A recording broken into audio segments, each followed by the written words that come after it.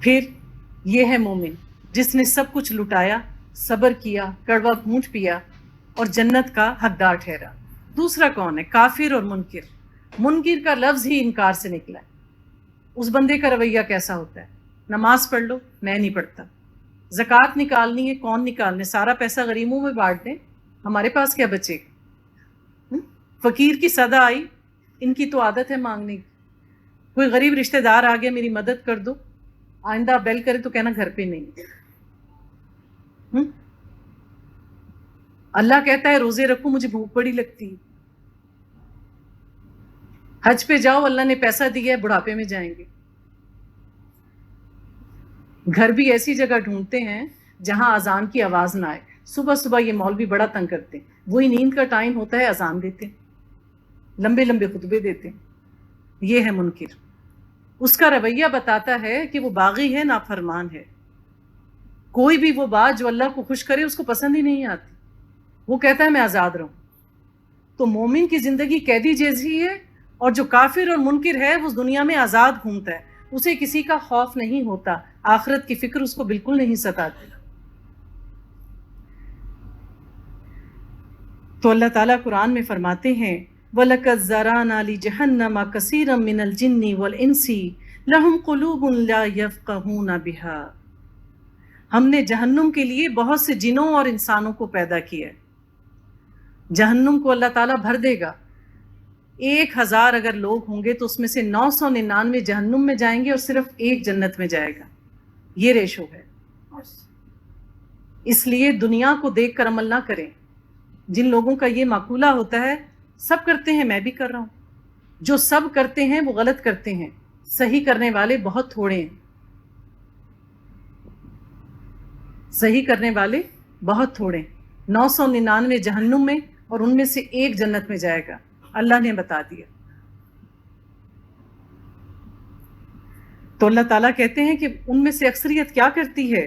اللہ فرماتے ہیں لَهُمْ قُلُوبٌ لَا يَفْقَهُونَ بِهَا، ان کو میں نے دل تو دیے ہیں پر وہ اس سے سوچتے نہیں ہیں۔ لَهُمْ أَعْيُنٌ لَا يُبْصِرُونَ بِهَا، آنکھیں ہیں ان کے چہروں پر وہ دیکھتے نہیں ہیں، انہیں سچی بات، حق بات نظر ہی نہیں آتی۔ وَلَهُمْ آذَانٌ لَا يَسْمَعُونَ بِهَا، ان کو میں نے کان دیے ہیں، ان کے چہروں پہ کان نظر آتے ہیں پر اچھی بات ان کو سنائی نہیں دیتی۔ اولئک کالانعام، یہ تو جانوروں کی طرح ہیں، یہ تو جانوروں کی طرح ہیں۔ بات سمجھیں آپ اللہ کہ جس نے وہ بات نہ دیکھی جو اللہ دکھانا چاہتا ہے، جس نے وہ بات نہ سنی جو اللہ سنانا چاہتا ہے، جس کے دل میں اللہ کا خوف نہ آیا، جس کے دل میں اللہ کا تقوی نہ آیا، تو ان کی زندگی جانوروں سے بھی بدتر ہے۔ فرماتے ہیں بل ہم اضل، وہ تو جانوروں سے بھی زیادہ گمراہ ہیں، کیونکہ اگر جانور کوئی شخص پالتا ہے وہ اس کو آواز دیتا ہے، جانور دوڑا دوڑا اس کے پاس آتا ہے۔ مثالیں دیکھتے ہیں نا، کسی نے بلی، کتا، کوئی جانور پالا اور وہ اس کو سدھاتا ہے، اس کو آواز لگاتا ہے، وہ دوڑا ہوا آتا ہے۔ اللہ آواز لگاتا ہے، ہم دوڑے ہوئے نہیں جاتے۔ جن کا یہ رویہ ہے وہ جانوروں سے بھی بدتر درجے پر ہے۔ اولئک هم الغافلون، یہی وہ لوگ ہیں جو غفلت کی زندگی بسر کریں، غافل ہیں۔ تو پھر ذرا سوچئے، مثال کے ذریعے بات سمجھانے کی کوشش کرتی ہوں کہ ایک وہ شخص ہے جس کو پتا ہے کہ میرا امتحان ہے، میں کسی درجے پر، وہ اپنی کتابیں بھی لیتا ہے، ان کو پڑھتا ہے، امتحان قریب ہوتے ہیں خوب تیاری کرتا ہے، خوب محنت کرتا ہے، پرچہ آتا ہے کوئی سوال نہیں چھوڑتا، بہترین لکھ کر آتا ہے، اس کے باوجود ڈرتا رہتا ہے نتیجہ پتہ نہیں کیسا آئے گا، میں فرسٹ آؤں گا کہ نہیں آؤں گا، سیکنڈ آؤں گا، نمبر تو نہیں کٹیں گے۔ اور ایک وہ ہے جس کو نہ کتابوں کا ہوش ہے، نہ پڑھائی کا ہوش ہے، ڈیٹ شیٹ کب آئی، کون سے دن کون سا پرچہ ہے، اور میں نے پورے سوال بھی حل کیے یا نہ کیے، اور کوئی پوچھتا ہے کہ رزلٹ کیسا ہوگا، پیپر کیسے بھی دیکھا جائے گا۔ یہ رویہ ہوتا ہے۔ تو یہ میں نے دنیا کی مثال آپ کو آخر میں دی۔ تو آپ کیا جانتے ہیں کیا دونوں کا نتیجہ ایک جیسا آئے گا؟ اللہ کو آپ نے ایسا سمجھا کہ ایک شخص ہے جو صبح سے شام تک اللہ کی اطاعت میں لگا ہوا ہے، اپنے دل کو مار رہا ہے، تکلیفیں اٹھا رہا ہے، آزمائش آ رہی ہے، صبر کر رہا ہے کہ میرے رب نے آزمائش ڈالی ہے وہی ہٹائے گا۔ اور ایک وہ ہے جو اللہ کی حدوں کو توڑ رہا ہے، آخرت کا کوئی خوف نہیں ہے. اللہ نے مال دیا خرچ ہی نہیں کرتا, جان دی ہے اللہ کی عبادت میں نہیں لگاتا, اپنے وقت کو عیاشیوں میں اڑاتا ہے. تو کیا دونوں کا انجام اللہ کے ہاں ایک جیسا ہوگا؟ یہ کیسے سوچ لیتے ہیں ہم؟ تو جس دن نتیجہ نکلے گا, قیامت کا دن قائم ہوگا, اس دن دو طرح کے لوگ ہوں گے. اس دن دو طرح کے آپ کو چہرے ملیں گے. کیسے؟ اللہ فرماتے ہیں وجوہ یومئذ مسفرہ, اس دن کچھ چہرے ہوں گے جو سفید روشن ہوں گے. ضاحکۃ مستبشرہ, خوشی کی وجہ سے مسکرا رہے ہوں گے. یہ وہ لوگ ہوں گے جن کا نامہ اعمال اللہ تعالیٰ دائیں ہاتھ میں دیں گے. پاس ہو گیا, فرسٹ آیا, اول آیا, میڈل ملا. اللہ تعالیٰ کہتے ہیں وہ ایسے خوش ہوں گے کہ خوشی ان سے چھپائی نہیں جائے گی, چھپائی نہیں جائے گی. چہرے سے خوشی پھوٹ رہی ہوگی, اور وہ خوشی کے مارے اپنا نامہ اعمال لے لے کے سب کے پاس جائے گا جن کو وہ جانتا ہوگا. دیکھو مجھے جنت میں یہ والا درجہ ملا ہے, میں اونچے والے مقام پر. جیسے بچے اپنی رپورٹس دکھاتے ہیں گھر میں ہر آنے والے, مجھے اتنے سٹارز ملے. یہ تجربہ تو آپ سب کو ہے نا. تو جس کے اعمال بہتر ہوں گے, جس کو نامہ اعمال دائیں ہاتھ میں دیا جائے گا, وہ شخص ایسا چہکتا ہوا پھرے گا آخرت میں. اس کے برعکس جس نے غفلت میں اپنی زندگی گزاری, جس نے اپنی کھیتی کو اجاڑا, وہاں پہ اچھی فصل لگانے کی بجائے جھاڑ جھنکار بو دیا, تو اس کا نامہ اعمال بائیں ہاتھ میں دیا جائے گا, ہاتھ کے پیچھے سے دیا جائے گا. جب وہ اپنا نامہ اعمال کھولے گا تو پھر کیا ہوگا؟ اللہ فرماتے ہیں وَوُجُوهٌ يَوْمَئِذٍ عَلَيْهَا غَابِرَةٌ, کہ اس پر دھول چھائی ہوئی ہوگی. تَرْهَقُهَا قَتَرَةٌ, اس کا چہرہ بالکل سیاہ ہوگا. أُولَئِكَ هُمُ الْكَافِرَةُ الْفَاجِرَةُ, یہ وہی لوگ ہیں جو کافر تھے اور اللہ کی حدوں کو توڑنے والے تھے. ایک ذلت سیاہی مایوسی کی کہ ہم تو سمجھتے تھے کہ بخشے جائیں گے, مایوس ہو گئے, نہیں بخشے گئے.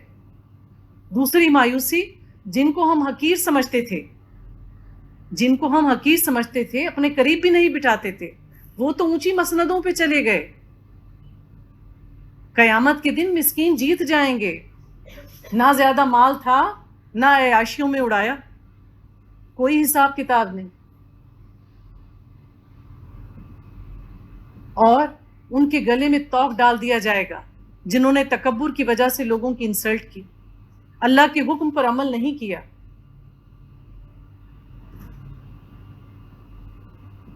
تو یہ جو دنیا ہے ہمارے لیے ایک مہلت ہے, وقت ہے کہ اب بھی ہم غفلت کی نیند سے جاگ جائیں, اور وہ وقت جو ہمارے پاس ابھی باقی ہے اس میں ہم ایک اچھی فصل اگائیں. اپنے مال کو, پیسے کو, وقت کو, انرجی کو, اپنے تعلقات کو ایسے کاموں میں استعمال کریں جس سے ہمیں کم وقت میں زیادہ پروفٹ ہو. اللہ کی رضا کے کاموں میں لگائیں. جاننے کی کوشش کریں کہ وہ کون سا عمل ہے جس سے اللہ زیادہ خوش ہوتا ہے. وہ کون سا عمل ہے مجھے بتائیں. تو جو صحابہ کرام تھے وہ اس بات کے حریص تھے, وہ اس بات کے حریص تھے کہ ہمیں کوئی ایسا عمل پتہ چلے کہ ہم کم عمل کر کے زیادہ نیکیاں کما لیں. وہ اس بات کے حریص نہیں تھے کوئی ایسا بزنس بتاؤ جس میں مجھے پروفٹ زیادہ ہو. ہماری دوڑ دنیا کمانے میں لگ گئی, ہم آخرت کو بھول گئے. تو اللہ تعالیٰ کی خوشنودی پانے کا بس ایک ہی رستہ ہے. کیا رستہ ہے؟ اللہ فرماتے ہیں سورہ آل عمران میں لن تنالوا البر, ہرگز تم نیکی کو نہیں پا سکتے, حتی تنفقوا مما تحبون, جب تک تم اللہ کی راہ میں وہ چیز خرچ نہ کرو جو تمہیں سب سے زیادہ محبوب. تو جو چاہتا ہے کہ اللہ اس کا محبوب بن جائے, وہ سابقون الاولون میں ہو, اس کو اللہ کا دیدار نصیب ہو, اور وہ حوض کوثر سے نبی پاک کے ہاتھ سے پانی پیے, تو اس کو چاہیے ہے کہ وہ اللہ کی راہ میں پسندیدہ چیزیں دے. وہ وقت جو صبح اس کو سونے کا بڑا اچھا لگتا ہے, اٹھ کے فجر کی نماز پڑھے. وہ مال جو اس کو بڑا عزیز ہے, اس کو ایسے کاموں پہ خرچ کرے جو اللہ کی رضا کے کام ہوں, اللہ کی مخلوق کی خدمت کے لیے خرچ کرے. اور جو چیز اس کو پسند ہو, کبھی کبھی اپنے دل پر ہاتھ رکھ کے وہ اپنے کسی ایسے بہن بھائی کو دے دے جس کے پاس وہ چیز نہیں ہے. تو اللہ تعالی ہم سب کو اپنی رضا کے کاموں پر عمل کرنے کی توفیق عطا فرمائے, کیونکہ اللہ نے کہہ دیا الدنیا مزارۃ الآخرہ. اور اللہ کے نزدیک عزت پانے والا وہ ہے جو تقوی میں سب سے زیادہ آگے ہے۔ تقوی کیا ہے؟ تقوی یہ ہے کہ چونکہ ہم انسان ہیں، ہم کمزور ہیں، کہ وہ شخص جو اپنی استطاعت کے مطابق اللہ کی رضا کے کام کرنے کی کوشش کرتا رہے اور برائی سے بچنے کی کوشش کرتا رہے۔ اللہ تعالیٰ ہماری صرف کوششیں دیکھے گا کہ میرے بندے نے بچنے کی کوشش کی تھی، پھر بھی گناہ ہو گیا، کوئی بات نہیں، میں معاف کر دوں گا، بچنے کی کوشش تو کی تھی۔ اسی طرح نیک اعمال کرنے کی کوشش تو کی تھی، بہت اچھے نہیں کر سکا، کوئی بات نہیں، کوشش تو کی تھی۔